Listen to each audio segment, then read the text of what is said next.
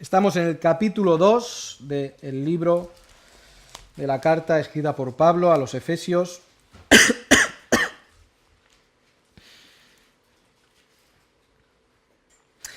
Empieza el capítulo 2 diciendo: y Él os dio vida a vosotros cuando estabais muertos en vuestros delitos y pecados, en los cuales anduvisteis en otro tiempo, siguiendo la corriente de este mundo, conforme al príncipe de la potestad del aire, el espíritu que ahora opera en los hijos de desobediencia, entre los cuales también todos nosotros vivimos en otro tiempo, en los deseos de nuestra carne, haciendo la voluntad de la carne y de los pensamientos, y éramos por naturaleza hijos de ira, de la misma forma que los demás. Pero Dios, ahí este pero es fabuloso, y esto es lo que vimos la semana pasada: Dios que es abundante en misericordia, Dios que es rico en misericordia, por su gran amor con que nos amó, aun estando nosotros muertos en pecado, nos dio vida juntamente con Cristo. Vamos a ver esta mañana el gran amor de Dios que nos da vida cuando estábamos muertos. Dije la semana pasada que el hecho de que Dios tuviera misericordia de nosotros venía motivado porque Dios nos ama. Y dije que si nosotros no tenemos amor, no puede haber misericordia. Y creo que puse la idea de una rata, no, de una cucaracha, no me acuerdo qué dije. Pero hablé de que, sí, una cucaracha. Dije que nadie llora y hace lamento o se viste de negro y una semana va de luto porque otra persona pisa una cucaracha. No llora, ni lamenta, ni rasga sus vestiduras, quizá, y es más probable, esté muy contenta de que haya muerto la cucaracha. Hay en mi querida tierra hay unas cucarachas grandes y además voladoras. Y es maravilloso ir por la calle y encontrarte esta cucaracha que te puede saltar a la cara en cualquier momento. Pero nadie ama las cucarachas. La misericordia entonces tiene que venir del amor. Cuando nosotros vemos, y nos pasa como padres, vemos a nuestro hijo llorando, se nos remueven las entrañas y nos llenamos de misericordia y vamos corriendo y lo abrazamos y lo consolamos porque hay amor. Si no hay amor, no hay misericordia. Cuando tú no amas a alguien, te da igual que muera, te da igual que sufra. Esa es la base que pusimos la semana y dijimos que la misericordia de Dios es enorme y la misericordia de Dios, además, no la merecemos, pero Él aún así nos la dio. Hablamos de esta historia que contó Cristo sobre el buen samaritano. Y ese judío el cual fue ayudado, al cual habían golpeado, seguramente si el samaritano hubiera sido el que estaba tirado en el suelo, ese judío no le hubiera hecho caso. Si los papeles estuvieran cambiados, seguramente el judío hubiera visto al samaritano y hubiera dicho: hombre, por fin se cumple justicia y Dios castiga a estos samaritanos. Pero cuando los papeles están intercambiados y el samaritano es el que ve al judío, que es su enemigo, lleno de misericordia, le ayuda. El amor de Dios, voy a empezar diciendo que también es inmerecido, igual que su misericordia. Dios no nos ama porque nosotros seamos personas tan fabulosas que Dios nos tiene que amar. El amor de Dios viene de su voluntad. Tenemos muchas imágenes en la Biblia sobre amor. Muchas imágenes en la Biblia sobre amor. El amor conlleva necesariamente una reacción. Conlleva necesariamente una acción. Vosotros, he puesto la imagen del hijo llorando. ¿Crees que si un padre ve llorar a un hijo o ve que se ha caído y se ha dado un golpe y está llorando, está en el sofá viéndolo desde lejos y está diciendo: uff, hijo mío, yo te quiero muchísimo, pero qué pereza levantarme a consolarte? Me acabo de sentar, voy a ir hasta donde tú estás a consolarte, me duele la espalda, además tengo dolor de cabeza. ¿Consideramos esto amor? No, da igual que le duela la cabeza, da igual que le duela la espalda, se va a levantar como un rayo porque ama a su hijo. Entonces el amor no solamente se expresa verbalmente, sino que se demuestra. ¿Estáis de acuerdo con esto? ¿Sí? Muy bien. Imaginaos que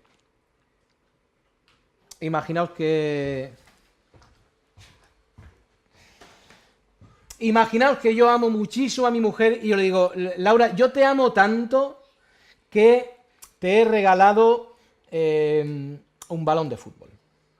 Y Laura me mira y me dice, si yo odio el fútbol, yo odio todo lo que tiene que ver con el fútbol, odio a los futbolistas, odio a los árbitros y odio a los entrenadores. ¿Y por qué me das esto? ¿Por qué le da un balón de fútbol? Claro, porque me gusta a mí. ¿Hay algún sacrificio en ese amor? No, acá hay un tío muy cara dura, dirían en mi tierra. Porque el amor no solo conlleva una acción, sino que también conlleva un sacrificio. ¿Estáis de acuerdo en esto? Tenemos muchas imágenes en la Biblia. Tenemos a Mateo 7:9, que dice, Cristo hablando, dice, ¿quién si su hijo le pidiere pan, le dará una piedra? ¿Quién si su hijo le pidiere un pescado, le dará una serpiente? Un padre que ama, un padre bueno, desea lo mejor para los que ama y eso conlleva un sacrificio. El amor provoca que se desee lo mejor para la persona que es el objeto del amor. Si tú no deseas lo mejor para la gente que amas y eso no te conlleva un sacrificio, pues no hay ninguna demostración de amor. Ya vais a ver dónde voy con todo esto. Vamos a Lucas 15. El Evangelio de Lucas, tenemos tres parábolas que no son usadas normalmente para ilustrar el amor, pero yo creo que hay mucho amor en estas tres parábolas.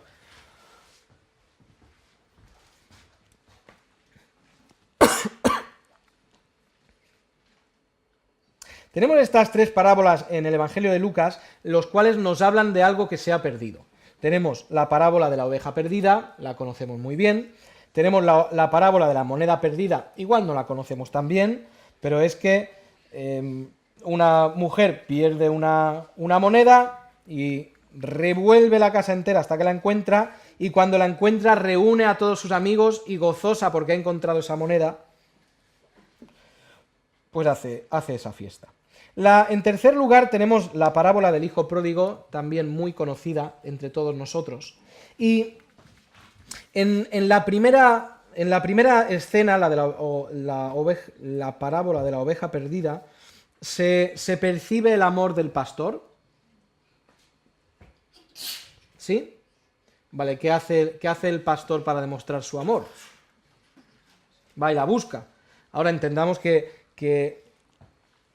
dice, ¿qué hombre de vosotros teniendo 100 ovejas, si pierde una de ellas, no deja las 99 en el desierto y va tras la que se perdió hasta encontrarla? Esto conlleva sacrificio, esto conlleva esfuerzo, esto conlleva que el hombre, quizá después de pastorear todo el día y cuando ha contado a las ovejas, 99, no puede ser, 99, me falta una.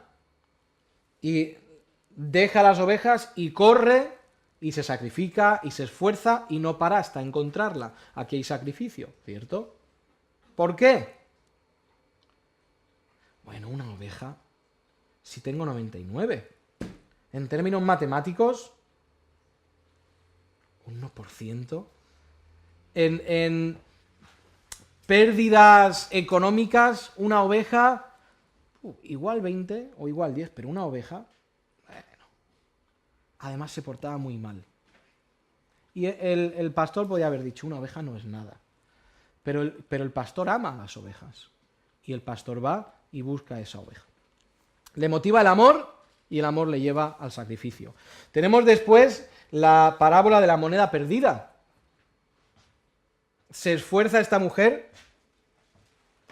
Bueno, esta mujer busca con diligencia, y está la frase, hasta que la encuentra. Y claro, la imagen no suena rara porque una mujer amando una moneda, esto es un poco extraño. Pero, ¿cuál es la reacción de la mujer al encontrar la moneda? Hombre, por fin la moneda, venga, a la hucha y a correr y a seguir la vida. ¿Qué hace la mujer? Oye, Juanito, ve y llama a los vecinos, ve y llama a la familia, ve y llama a todos porque he encontrado la moneda. El gozo que sale de esta mujer refleja lo que siente. Y esto no está diciendo que se ame al dinero, ni muchísimo menos. Estas tres parábolas incluso están hablando del amor a los perdidos, del amor a lo que se pierde. En tercer lugar, la parábola del hijo pródigo. ¿Muestra amor el padre? ¿Muestra sacrificio el padre? Y claro, conocemos la historia, no la voy a leer, pero conocemos la historia. Hombre, pues mucho sacrificio el hombre tampoco es que haga, ¿no? ¿Qué es lo que hace el hombre? Vienen, le ofende el hijo, porque que te pidan la herencia en vida, pues tiene algo de ofensa, ¿no? Va diciendo, igual podías morir ya, pero como no estás muerto, pues dame la herencia igual. El hombre le da la herencia, se va, y el padre no hace mucho más. ¿Hay sacrificio del padre en esta parábola? Yo digo que sí. ¿Por qué? ¿El padre puede buscar al hijo? En las otras dos imágenes, el pastor busca a la oveja. Sí. ¿En la mujer busca el dracma? Sí. En esta imagen, ¿qué hace el padre? Esperar. ¿Eso es un sacrificio? Ja. ¿Esperar es un sacrificio? Vamos a decir aquí. Desde luego que sí es un sacrificio. Y sabemos que el padre no está en el sofá de su casa en cualquier entretenimiento, porque la Biblia nos dice la parábola que él hacía ¿qué? Él anhelaba con su corazón roto que viniera y él salía a mirar el horizonte diciendo, ¡ay, mi hijo! Y está demostrando que su sacrificio era esperar. Esperar que Dios hiciera la obra en el corazón de él. ¿Es un sacrificio? Sí, porque nosotros somos personas de ponernos los guantes y hacer las cosas nosotros. Pero este esperar del hombre muestra sacrificio. Hay diferentes... Estas tres parábolas realmente forman un mensaje con diferentes matices y yo creo que ya he hablado de los diferentes... perdón, de los diferentes matices de estas parábolas. Pero hay un amor y el amor conlleva un sacrificio, conlleva una dificultad. Nos dice Juan 10:7,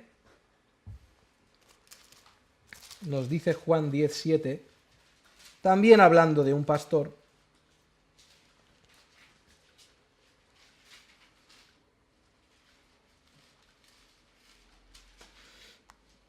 Nos dice Juan, 10:11, vamos directos al 10:11, que el buen pastor, el pastor que ama a sus ovejas, ¿cuál es la medida de sacrificio que hace? Antes habíamos visto una medida de sacrificio del padre del hijo pródigo, del pastor que va a buscar a la oveja, pero aquí vamos a dar un paso más. ¿Qué medida de sacrificio hace aquí el pastor que ama a sus ovejas? Juan 10:11. El buen pastor no hace todo lo que está en su mano, no gasta todo su dinero solamente, no gasta todo su tiempo solamente, no gasta todo su esfuerzo solamente, no gasta todas sus lágrimas solamente. ¿Qué hace el buen pastor? ¿Qué hace el que ama?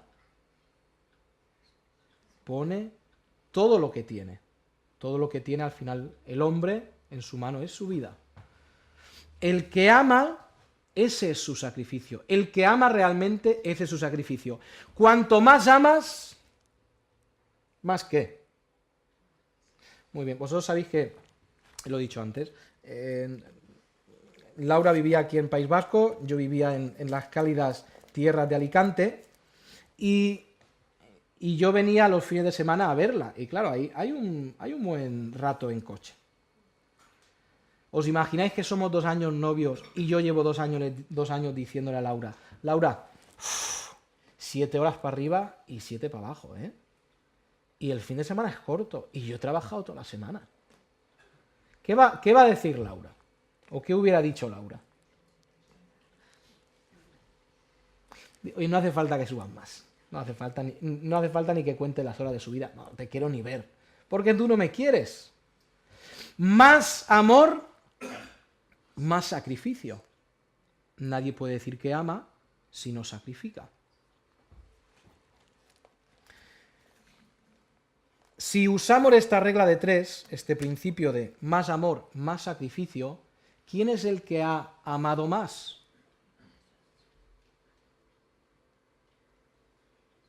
No el que más horas ha estado en el coche, no el que ha viajado hasta Rusia, o su novia está en Rusia. El que más ama es el que más ha sacrificado. Y vale de la misma forma, el que más ha sacrificado nos está diciendo que es el que más ama. ¿Quién ha sacrificado más? La respuesta es evidente. Dios es el que más ama, porque es el que más ha sacrificado. Ahora, tú que estás ahí sentado y eres una persona pensante e inteligente, dirás un momento, porque aquí hay algo curioso. Dios no viene y se sacrifica a él. Dios viene y sacrifica a su hijo. Tanto no amará cuando manda a otro. Quizá habías pensado eso alguna vez, ¿no? Y dices, qué injusto, ¿no? Que Dios mande a su hijo. Ahora, yo he dicho muchas veces, ¿qué duele más?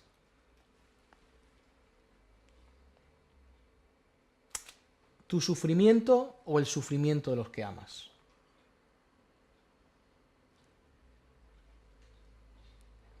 Lo digo de otra forma. ¿Qué prefieres, estar enfermo tú o que esté enfermo tu hijo? Pues hombre, no digo estar enfermo tú o estar enfermo tu vecino. Eso sería diferente. ¿Estar enfermo tú o estar enfermo tu hijo? Oye, yo prefiero estar enfermo yo.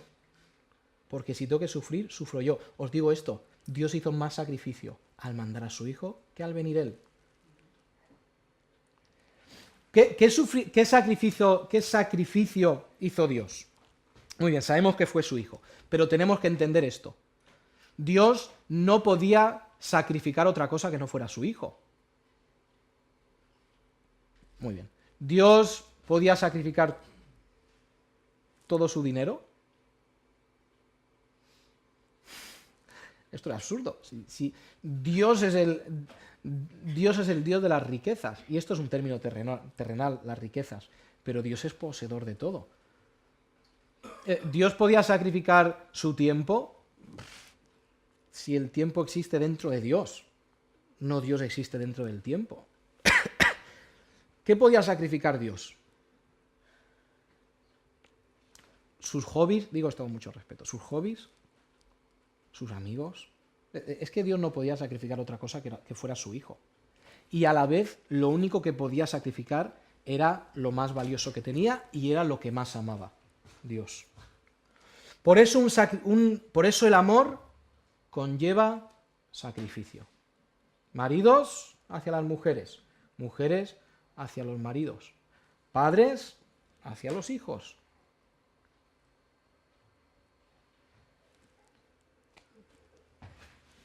No, tengo ahí mi casco de la obra. Pero hermanos hacia hermanos. ¿Esto puede funcionar así? Hermanos hacia hermanos también. Sacrificarse porque los amas. Israel, ¡qué locura! Hombre, yo voy a hacer algo por mi hermano cuando no me conlleve ni tiempo, ni esfuerzo, ni levantarme del sofá. ¿Y tú dices que amas a tu hermano? Pues necesariamente el amor al hermano debe demostrarse en sacrificio, en molestarse, en incomodarse. A veces sí, también es meter la mano en el bolsillo, en tu bolsillo, claro. A veces es eso también.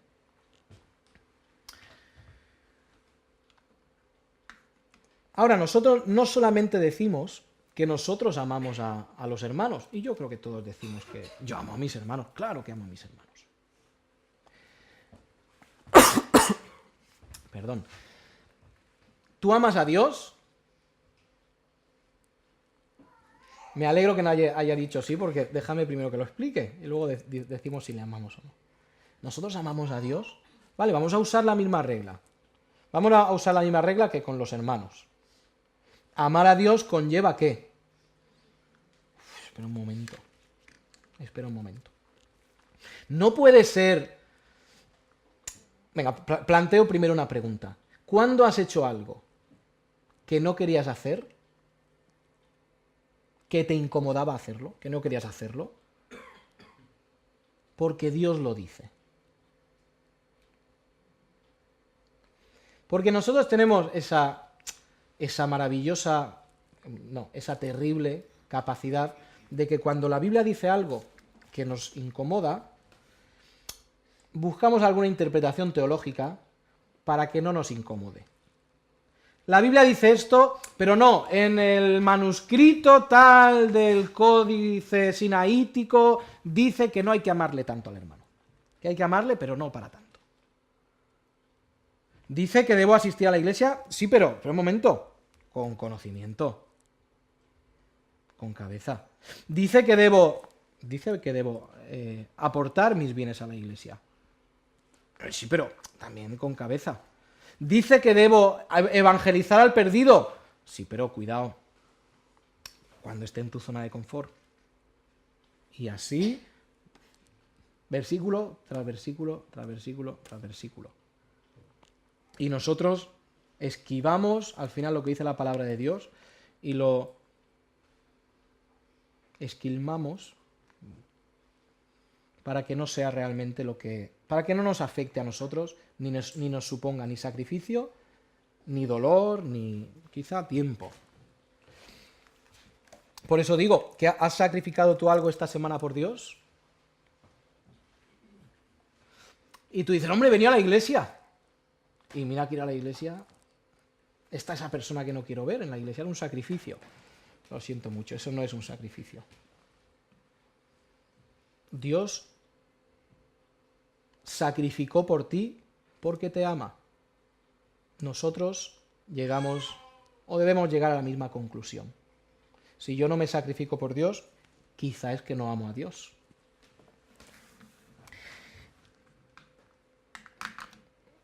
Dice Romanos 12 que nos hagamos un sacrificio vivo a Dios, que pongamos nuestras vidas como un sacrificio vivo a Dios, y eso es como debería ser. Dejadme que pase al segundo punto rápidamente, y es en Juan 3:16, lo conocemos muy bien, ¿verdad?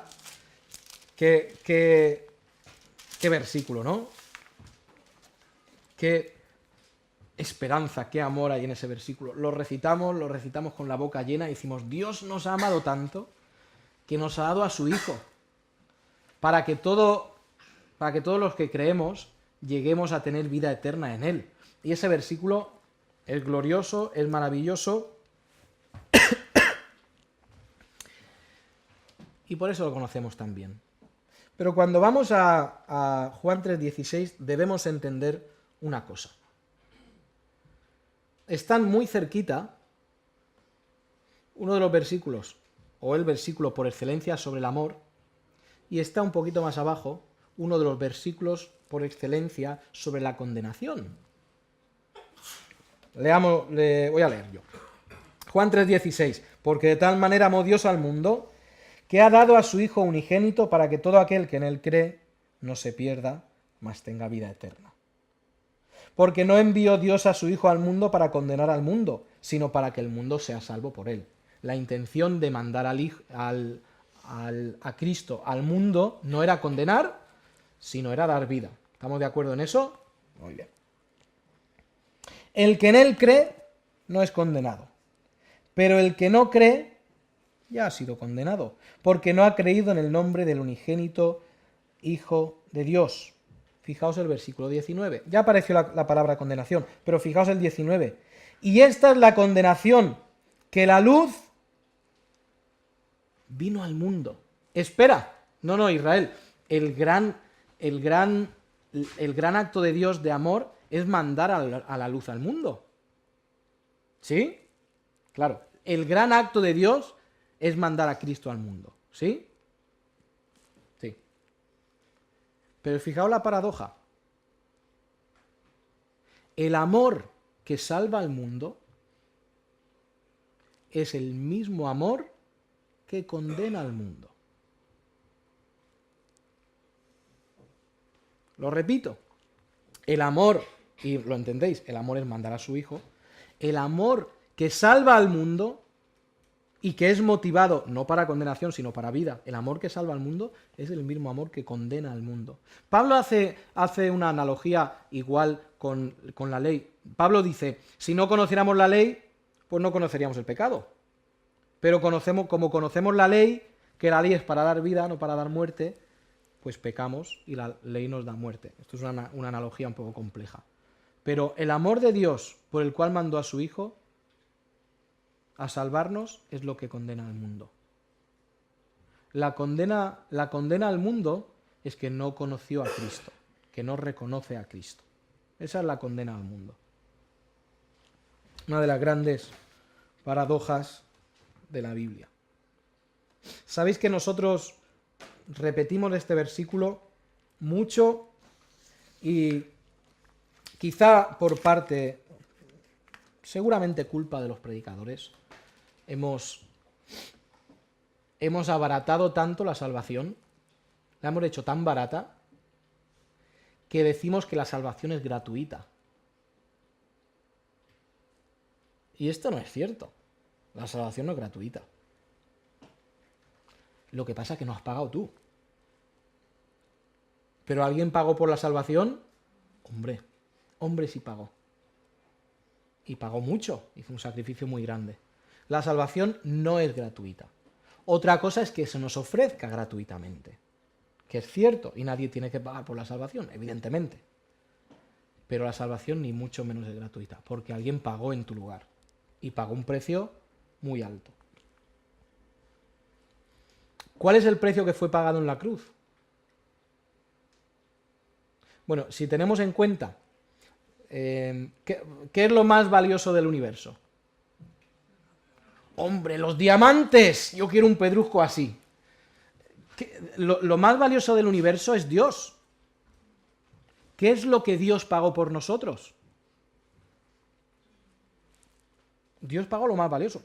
Pagó a Dios mismo por nosotros. Eso es pagar mucho.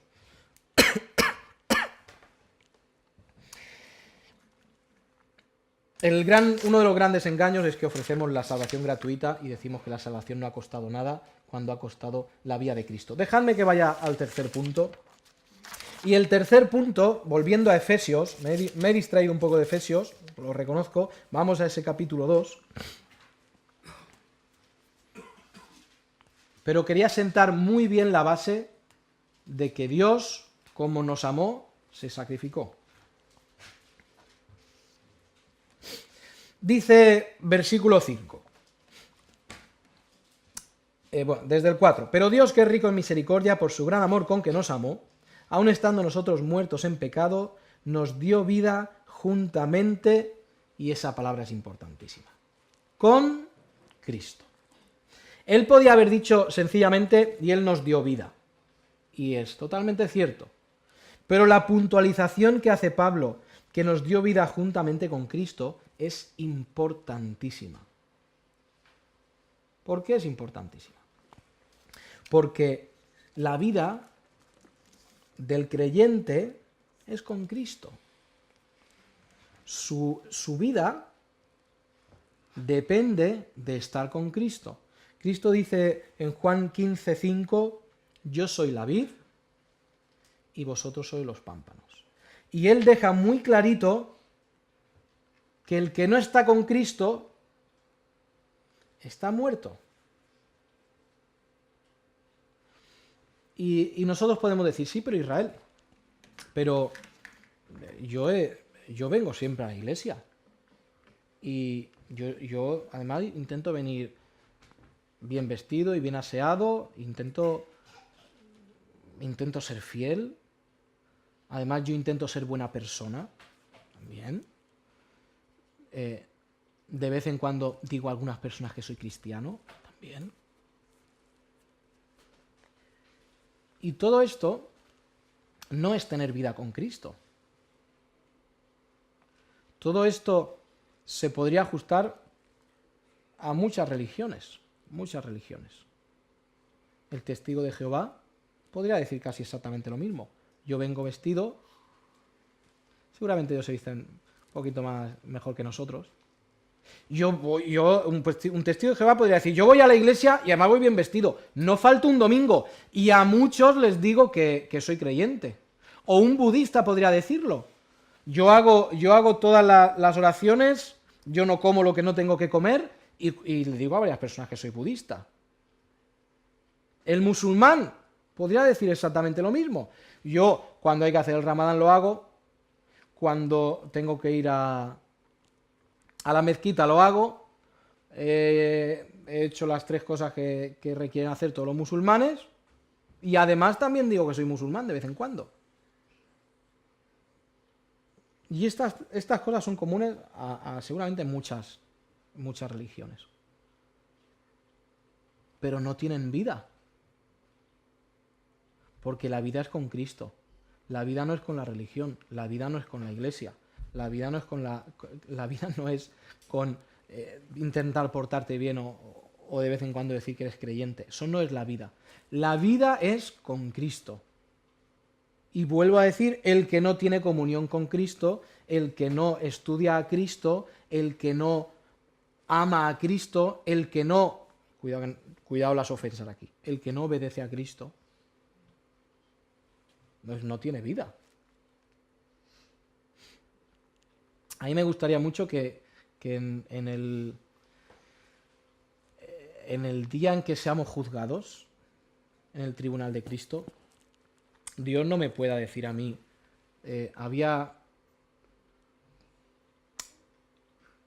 se salvó el 80% de la gente en la iglesia.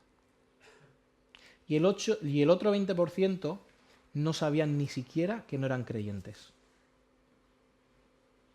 Porque, Israel, tú no predicaste de la forma correcta la palabra y tú no dijiste las cosas como eran.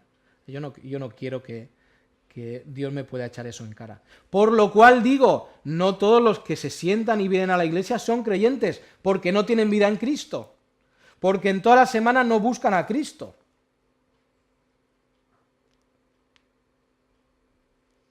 Quizá porque no aman a Cristo. Quizá no aman a Cristo porque no se sacrifican por Cristo. Es lo que dice la palabra. Yo desde luego no quiero ofender a nadie, pero es lo que dice la palabra. La vida es con Cristo. El que no tiene una relación con Cristo está muerto. Lo dice Juan 15:5.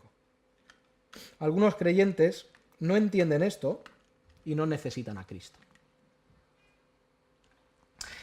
Y digo, entre comillas, no necesitan a Cristo, porque están tan a gusto con su vida que no necesitan a Cristo. Yo tengo todo lo que quiero, tengo mi trabajo, tengo mi familia, asisto a la iglesia, pero yo no necesito a Cristo. Tengo todo lo que quiero. Y lo que son es ciegos, ignorantes, y con más juicio en sus espaldas que los que no han escuchado nunca el Evangelio. Estos tienen la salvación probablemente más lejos que el que nunca ha escuchado, porque ha rechazado a Cristo sabiendo lo que es Cristo, predicándose a Cristo como se predica a Cristo en esta iglesia. Eso trae niños en la iglesia, trae peleas en la iglesia, trae disensiones en la iglesia, trae ofensas y trae un montón de cosas más. ¿Qué es lo que hacen al final los niños? ¿Qué hacen los niños? A un niño normalmente no vas con algo roto y el niño te lo arregla. Los niños hacen ruido, rompen cosas y disturban la paz. Y los niños espirituales en la iglesia hacen lo mismo. Hacen ruido, rompen cosas y disturban la paz de la iglesia.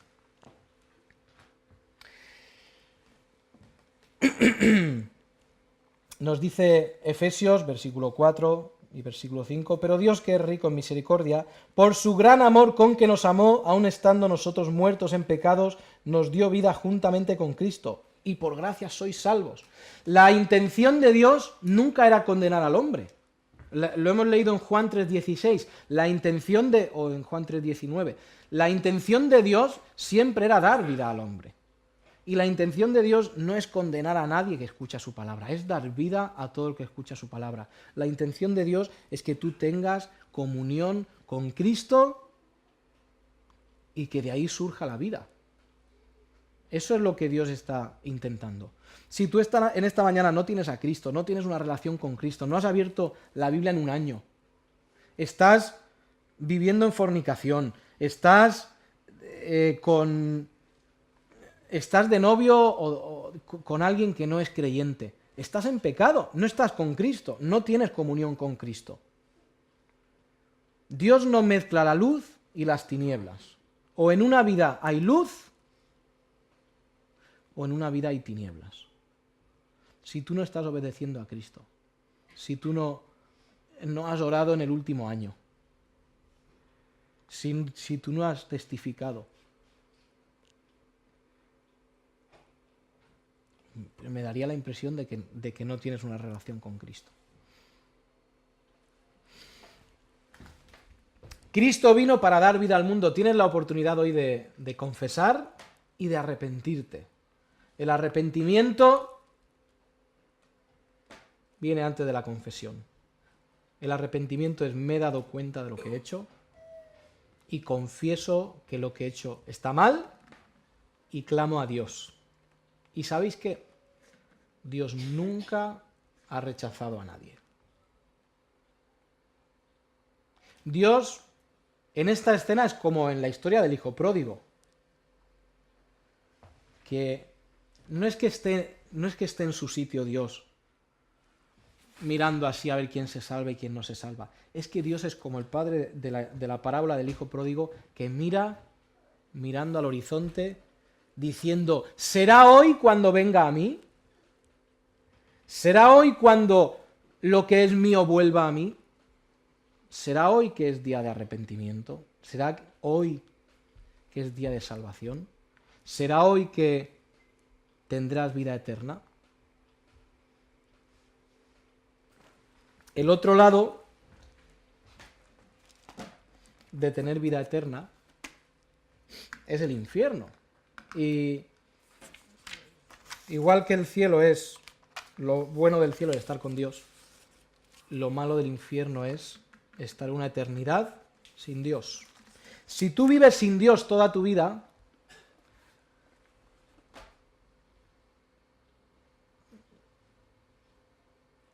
ya estarás acostumbrado al infierno. Si tú vives sin Dios toda tu vida, estarás acostumbrado al infierno. Cuando llegues al infierno dirás: ¿por qué no he tomado el paso de salvación? Si tú estás viviendo con Dios hoy, estarás acostumbrado al cielo. Porque llegarás al cielo y dirás: claro, lo que antes yo veía como una puerta estrechita, lo hemos leído en 1 Corintios 13, ahora vemos como por un espejo, de una forma nublada, como a través de una puertecita. Serán abiertas las puertas y el que ha estado con Dios en vida estará con Dios en muerte. El que ha estado sin Dios en vida, sin Cristo en vida, estará sin Cristo en la muerte. Así de sencillo. Es lo que dice la palabra de Dios. Vamos a orar. Eterno Dios, nuestro Padre, lleno de paciencia eres tú con nosotros, y hasta el día de hoy la salvación es ofrecida a cada hombre que quiera llegar a ti, y con todo ese amor tan grande, por el cual tú pagaste tanto, te sacrificaste tanto, ofreces a cada uno la salvación, y ruego por todos, por cada uno de mis hermanos. Señor, tráele a vida, tráele a salvación, ilumina su alma, ilumina su espíritu, para que entiendan que no vale una vida de postureo cristiano, no vale una vida de apariencias, sino vale una vida con Cristo. Gracias porque eres amoroso, el que más. Gracias porque eres misericordioso, también el que más. Y todo esto lo agradecemos en el nombre de Cristo. Amén.